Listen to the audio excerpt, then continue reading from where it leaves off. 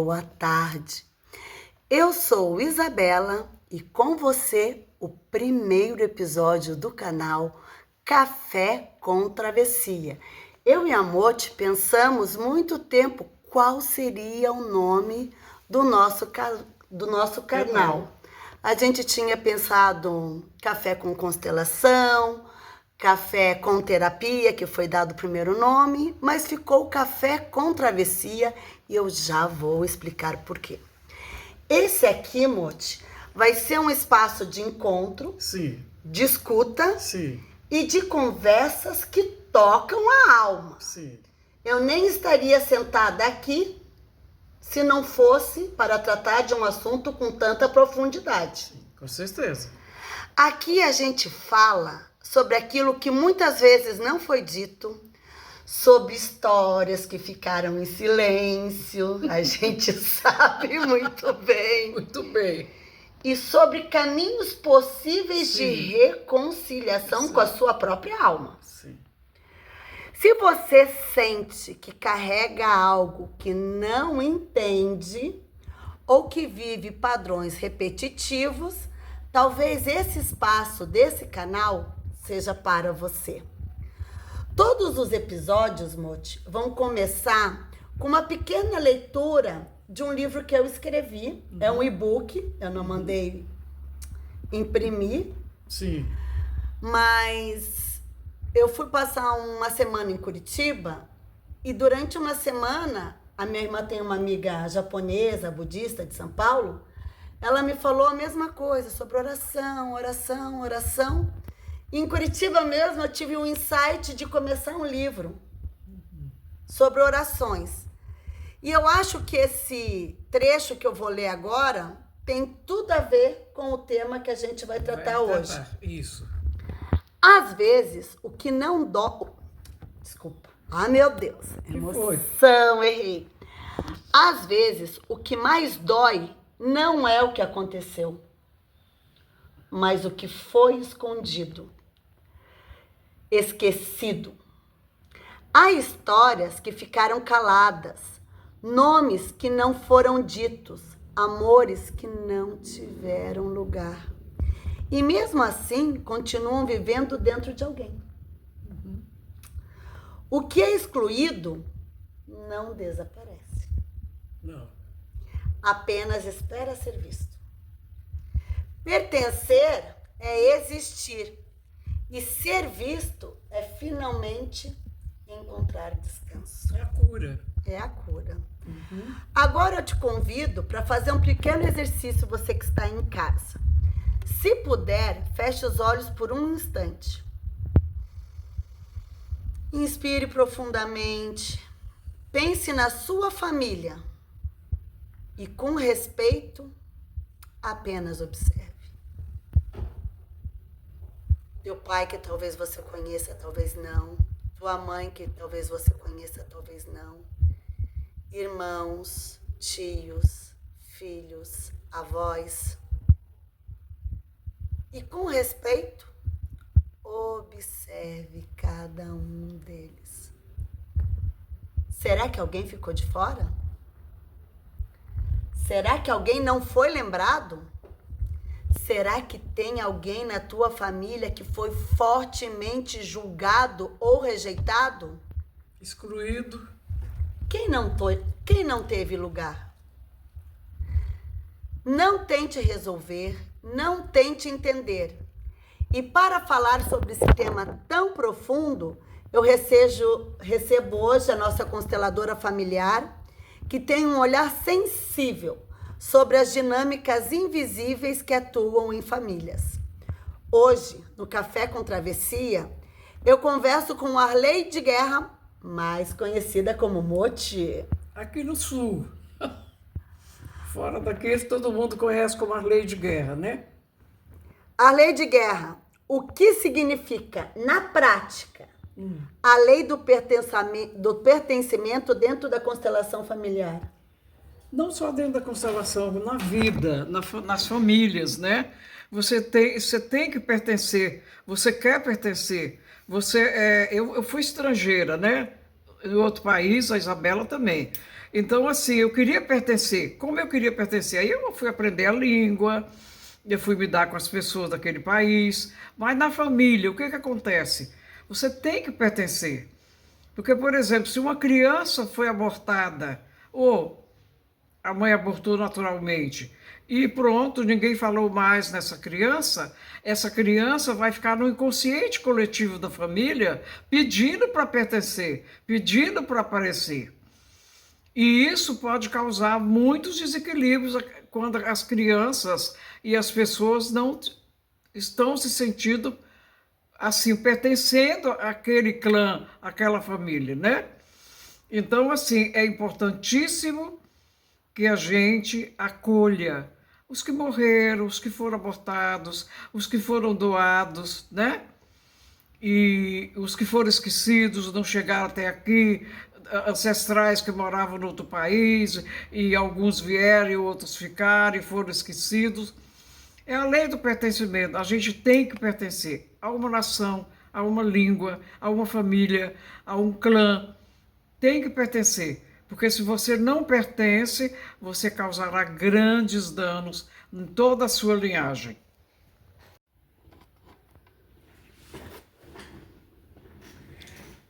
Moti, quando você estiver pronta, a gente pode começar. Estou pronta. Aqui. Moti, na prática... Não, eu vou cortar essa primeira parte. Moti, para Bert Hellinger, o fato de ser excluído de um sistema familiar, o que que acontecia quando a pessoa era excluída desse sistema? Não, vou refazer a pergunta. Tá. Começando de novo. Eu vou ler aqui, porque o texto Tá. é ótimo. Tá. Moti, por que Bert Hellinger afirmava que ninguém pode ser excluída do sistema familiar? Ninguém pode ser excluído de nenhum sistema. Por exemplo, pessoas que são exiladas, né, estão sendo excluídas daquele sistema, daquela pátria, daquele país. Então, na constelação, no processo familiar, o pertencimento dentro da constelação sistêmica consiste na necessidade de fazer parte. A gente tem a necessidade de fazer parte daquela família, de fazer parte daquele país, de fazer parte daquele estado.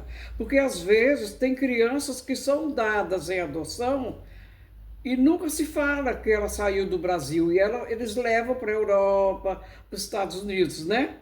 Começa a dar um monte de problema. Eu já constelei algumas crianças que vieram ao Brasil para conhecer o Brasil, porque não sabiam de nada e depois ficaram sabendo que vieram daqui, que causaram muito problema, causam doenças físicas. Tem gente que fica muito doente, porque é uma coisa como se fosse morrer, sabe?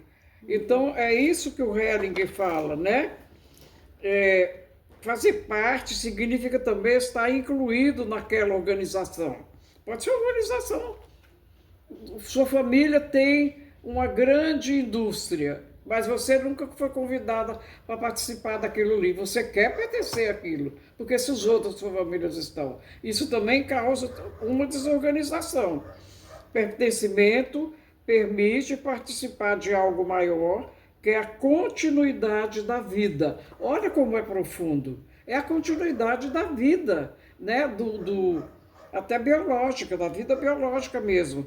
Quando ocorre alguma mudança significativa no nosso grupo original, da onde a gente nasceu biologicamente, sentimos que não pertencemos mais. E nesse sentido, inconscientemente, fazemos ações que buscam retornar ao estado original, ao conhecido, à zona de conforto.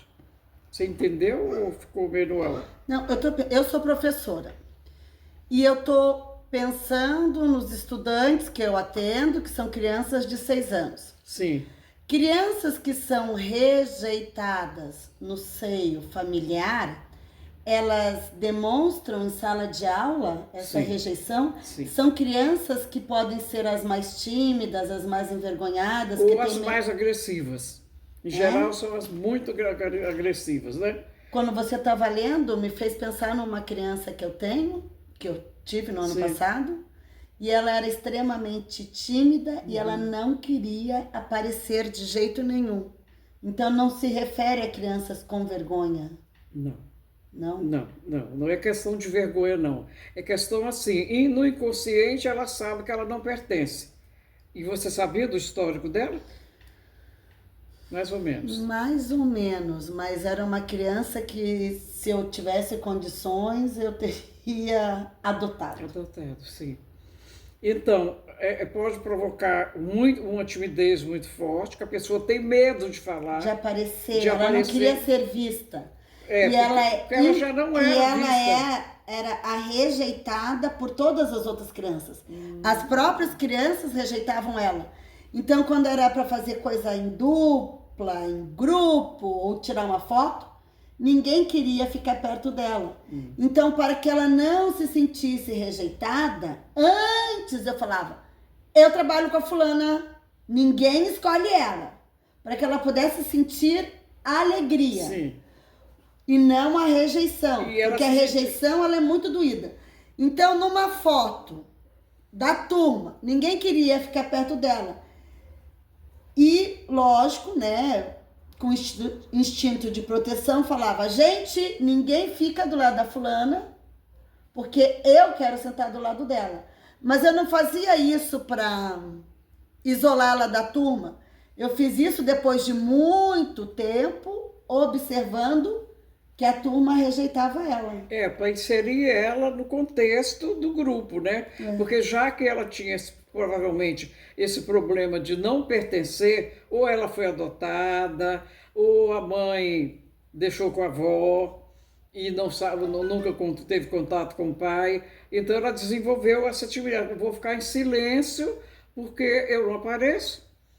Então, o que acontece? É uma síndrome, podia ser autista, podia ser TDAH, né?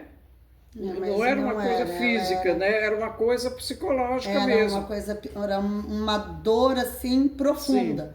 Sim. Foi por causa do que eu observei ano passado que eu escrevi um livro que se chama Um Mapa Diferente. Um mapa diferente eu vou tratar. Cada cidade é uma emoção difícil de lidar para a criança. E como ela era extremamente envergonhada, tímida, ela não queria ser vista, eu criei uma cidade chamada Vergonhalha, onde todas as pessoas que moram lá não querem ser vistas. Não querem ser vistas. Não querem ser notadas. Moti, o que acontece? Vamos falar de energia, porque tudo é energia. Sim, com certeza. Energeticamente, quando alguém é esquecido ou rejeitado pela família, o que acontece? Energeticamente falando. Acontece um desequilíbrio na família, energeticamente. Tem uma energia de desequilíbrio. As pessoas não se entendem, as pessoas brigam muito, tem uma desorganização, porque o sistema está desorganizado. Aí dentro da casa tudo é desorganizado, a casa é desorganizada, as pessoas são desorganizadas entre elas. Então pode provocar esse tipo de coisa ou realmente provocar alguma doença. Porque aí é concreto. Essa pessoa que é doente é excluída, porque às vezes tem uma doença contagiosa. Ai, que horror, gente. É como isso é complicado. É complicado, precisa ser visto e muitas pessoas não têm esse entendimento de que precisa olhar para isso. Esquecem que alguém ali foi excluído. Então vamos falar sobre isso. Normalmente, quem são os excluídos pela família? O patinho feio. O que você chamaria de patinho feio? A história do patinho feio, o diferente. O patinho feio é baseado no patinho que era diferente. Todos eram amarelinhos e ele era pretinho. Então ele era o diferente. Só que ele, por ser o pato de cor negra, o patinho pretinho, ele iria se transformar no cisne negro deslumbrante. Então, o patinho feio da família, você pode ter sido, eu fui o patinho feio da família, a gente veio para salvar o sistema. E salva? Salva. Salva. Muito salva, sim. A gente veio para salvar o sistema, para quê? Aí você cresce e as pessoas têm um olhar para você, que antes não tinha. Ou era feio, ou era burro, ou não tinha, burro, entre aspas, né? Vai para a escola e não aprende. Eu me chamo de Ou o então- patinho místico da família. Sim. Mas também Mas posso isso ser a agora. patinha feia. Não, eu sempre Mas assim, fui diferente.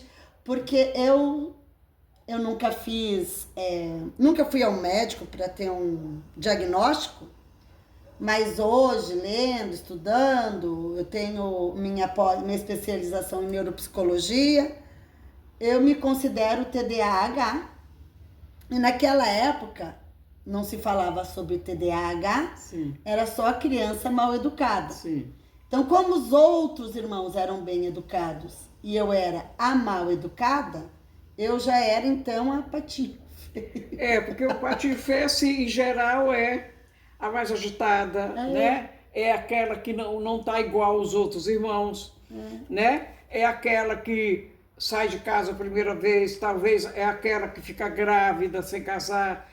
Sempre tem uma história assim. Mas por que isso acontece? Porque o patinho feio, ele vem para salvar a família. Porque tem outras histórias de rejeição dentro dessa família, de exclusão dentro dessa família. Por isso que nasceu o patinho feio.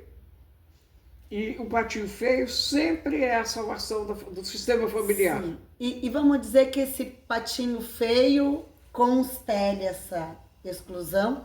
Aparece dentro da constelação quem foi excluído ou não aparece? Aparece. Em geral, aparece quem é que foi excluído. Pode ser um aborto.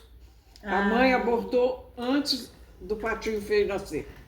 Então, os abortos, os filhos não reconhecidos, A ou criança que ex-parceiros também nasceu partem. morreu. A criança que nasceu morreu. Tá, então o aborto pertence, Pertence. filhos não reconhecidos pertencem. Pertencem. Ok. E como é que uma exclusão pode se manifestar nas gerações seguintes? Por exemplo, muita gente que vem constelar traz o tema que diz assim: eu constelei uma pessoa ontem que vou constelar, que chega na hora de falar, ela fica bloqueada.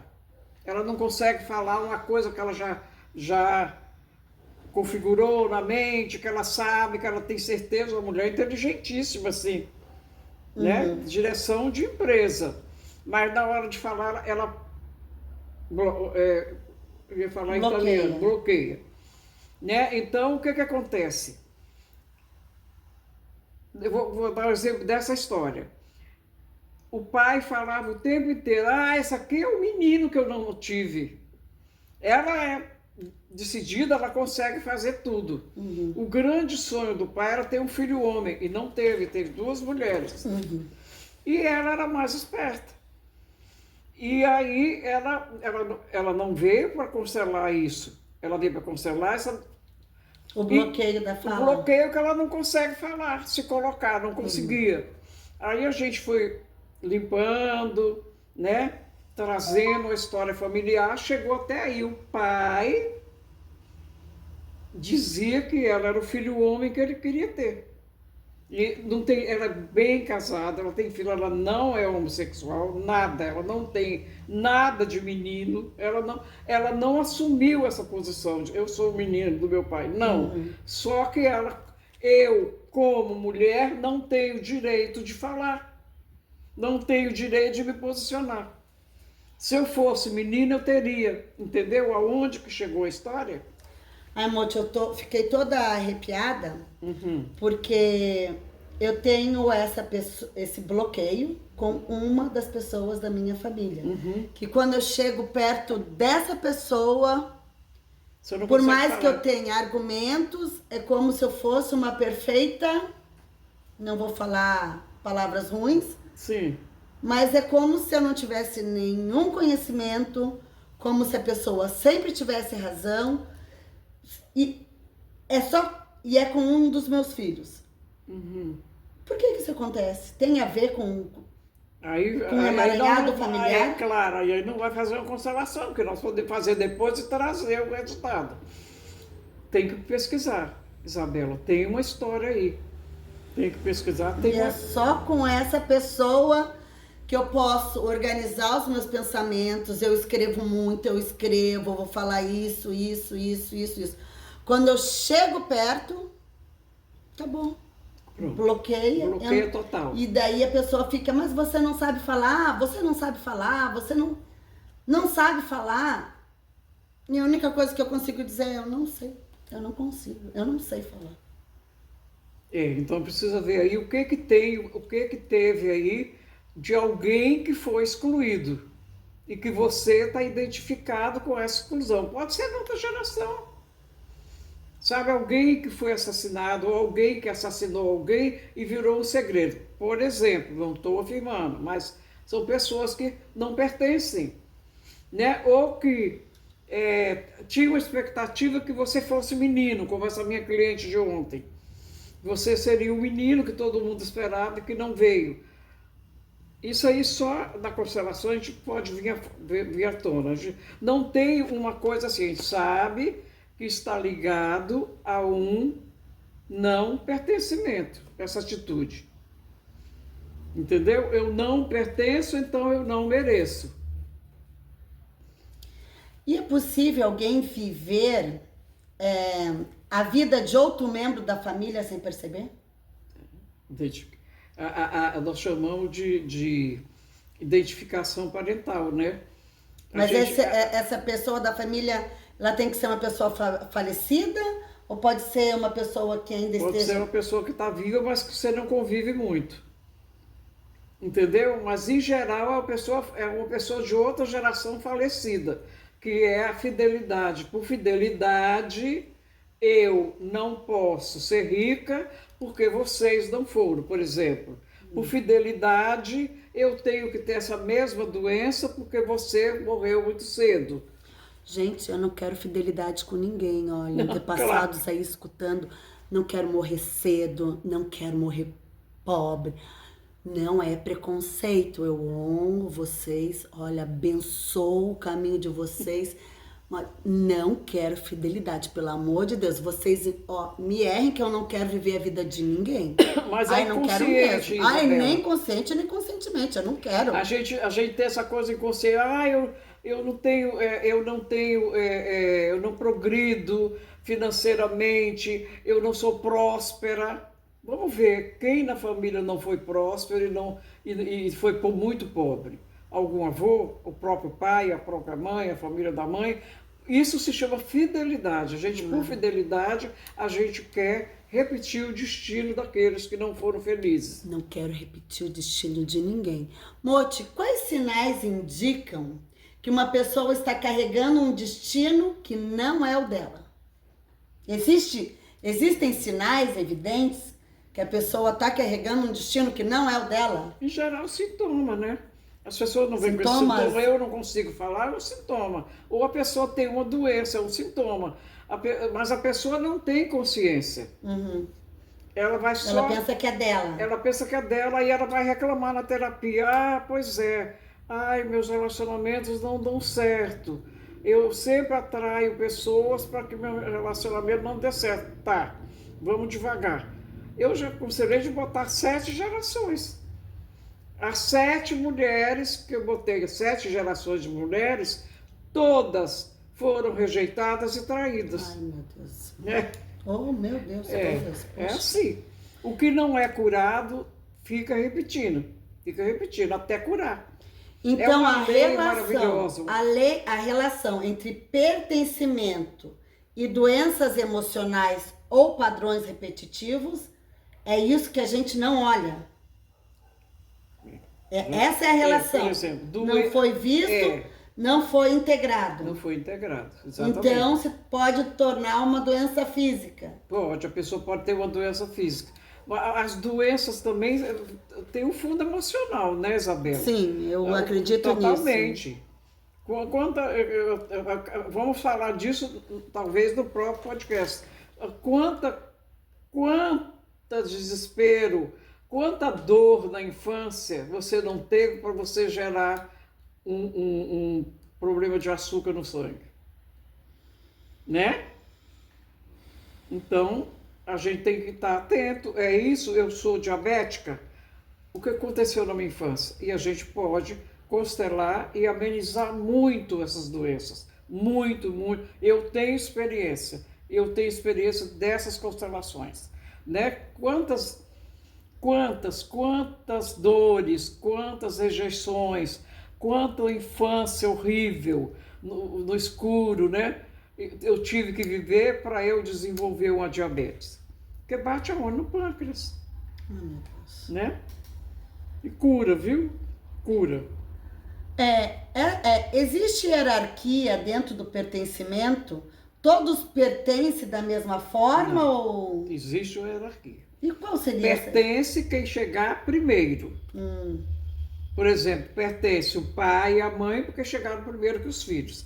Pertence o filho mais velho porque chegou primeiro que os de trás. No trabalho, no processo de trabalho, por exemplo, você pertence porque você chegou primeiro aqui nesse processo. Né? Por exemplo, se eu trabalho numa empresa, eu cheguei primeiro. Se você chega depois na empresa, você não pertence ainda. Eu pertenço porque eu cheguei primeiro. Ok. O pertencimento é por ordem de chegada. Tá. Não só na família, como em outros lugares. Como no trabalho, como nas amizades, como tudo. Tudo tem a ver com quem chegou primeiro. Quem chegou primeiro é o que pertence. Se você rompe esse pertencimento, as coisas Nada não dá dão certo? Não. Eu tenho exemplos assim, ó. E Mote, como trabalhar o pertencimento quando a história é muito dolorosas? Porque muitas crianças foram vítimas de violência. Sim, trabalhar violência sexual, se a criança foi abusada. Abandono. Abandono, trabalhar o abandono. A criança depois honra a mãe que abandonou e a mãe que criou. É importantíssimo. Tanto a mulher que doou o filho, como a mulher que recebeu, reverenciar uma outra. O filho adotado reverenciar a mãe biológica, reverenciar a mãe que adotou.